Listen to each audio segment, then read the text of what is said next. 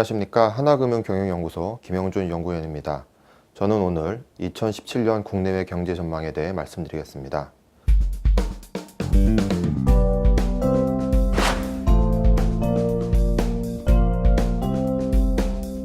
올해 세계 경제는 선진국 경제가 경기 부양 여력 제한 등으로 지지부진한 모습을 보임에도 불구하고 원자재 가격 하락 완화와 중국의 연착륙 등으로 신흥국 상황이 개선되면서 성장률이 소폭 상승할 전망입니다.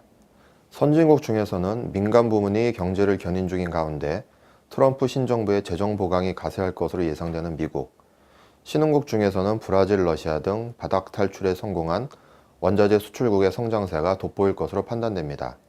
다만 전반적인 수요 부진과 높은 부채 부담 등으로 기업 투자 부진이 장기화되고 미국과 유로존의 포퓰리즘 및 보호무역주의 확산 등으로 세계 교육의 회복이 제한됨에 따라 글로벌 경제의 성장 잠재력이 훼손될 가능성이 높아지고 있어서 주의가 필요합니다. 미국 경제는 고용시장 개선 및 주택투자 호조 등으로 인한 개인 소비 확대와 재고 조정 및 대선 관련 불확실성 소멸 등으로 인한 기업 생산 회복 등으로 잠재 성장률을 상회하는 성장세가 예상됩니다. 트럼프 신정부가 재정 확대를 통한 확장적 정책을 추진할 가능성이 높기 때문에 미국 경기가 당초 예상보다 과열될 가능성을 배제할 수 없으며 원자재 가격 반등과 시간당 임금 상승의 재정 적자 확대 요인이 가세하면서 소비자 물가가 2%대에 진입할 것으로 판단됩니다. 한편 미국 우선주의에 기초하여 보호주의적 통상 정책과 차별적 이민 정책, 세출 삭감 없는 대규모 감세 등을 내세운 트럼프 후보가 대선에서 승리함에 따라 인프라 투자 및 감세, 보호무역 강화 등에 힘입은 긍정적인 효과가 단기적으로 예상됩니다. 중국 경제는 정책 당국의 적극적인 금융 완화와 공공인프라 투자, 부동산 경기 부양 등에 힘입어 성장 모멘텀이 강화되면서 경착륙 우려가 완화되었습니다.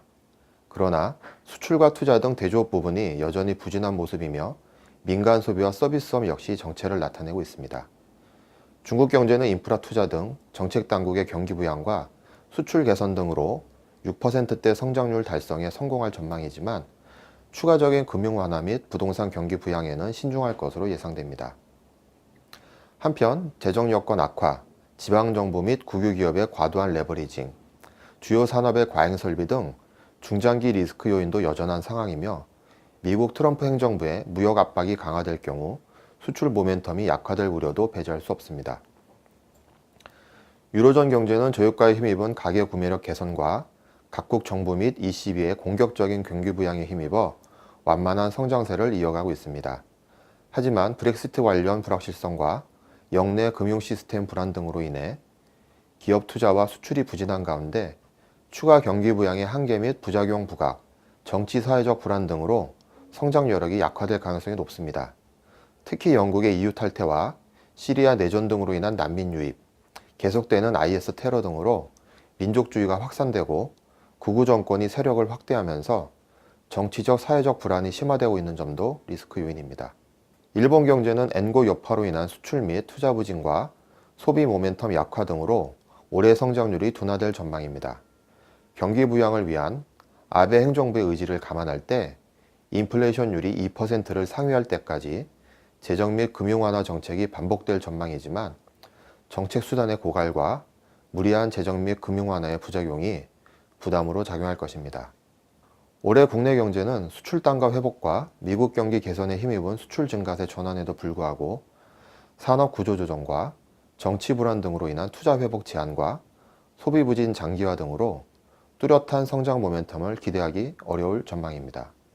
이에 따라 올해 성장률은 내수 부문의 성장 견인력 부재 등으로 2.3%에 그칠 것으로 예상됩니다. 민간 부문의 부진으로 정부의 적극적인 역할이 기대되지만 정치적 불확실성으로 정부는 적극적인 재정 확대보다는 재정 건전성 강화에 치중할 가능성이 높아 보입니다. 민간 소비는 소비 활성화 정책 효과 약화, 구조조정 본격화와 정치적 혼란에 따른 경기 불확실성과 고용시장 악화, 주택 경기 둔화, 유가 상승 등으로 인한 교육 조건 악화 등으로 증가세가 둔화될 전망입니다. 특히 올해는 소비 여력이 높은 생산 가능 인구가 감소세로 돌아서는 첫 해로 소비 활력이 저하될 우려가 높습니다. 설비 투자는 수출 회복에 따른 투자 여건 개선, 노후 설비 교체, 전기차 바이오 등 신성장 산업 투자에 힘입어 증가세로 돌아설 전망입니다. 그러나 평균 가동률이 금융위기 이후 최저 수준에 머물고 있는 가운데 국내외 정치적 불확실성 지속, 철강, 화학 등 주력 산업의 공급 과잉 및 구조조정 압력 등으로 설비 투자 회복에 한계가 예상됩니다. 건설 투자는 주거용 건물을 중심으로 상승 흐름을 이어갈 전망입니다. 하지만 주택 공급 과잉 우려, SOC 예산 축소 등으로 증가율이 절반 수준으로 둔화될 것으로 예상됩니다. 정부가 집단대출 등 주택금융 규제를 강화하고 주택 공급을 축소함에 따라 건설 투자 둔화세가 장기화될 가능성을 배제할 수 없는 상황입니다. 수출은 국제 유가 및 원자재 가격 회복으로 인한 수출 단가 개선 및 미국 수입 수요 확대 등으로 3년 만에 감소세에서 벗어날 것으로 기대됩니다. 하지만 비관세 장벽 등 보호무역주의 확산과 글로벌 밸류체인 변화 등으로 세계 교역의 회복이 제한됨에 따라 수출의 적극적인 경기 견인을 기대하기 힘들 것으로 판단됩니다. 저유가에 따른 물가 하락 압력이 소멸되면서 소비자 물가 상승률은 1%대 중반까지 높아질 것으로 예상됩니다.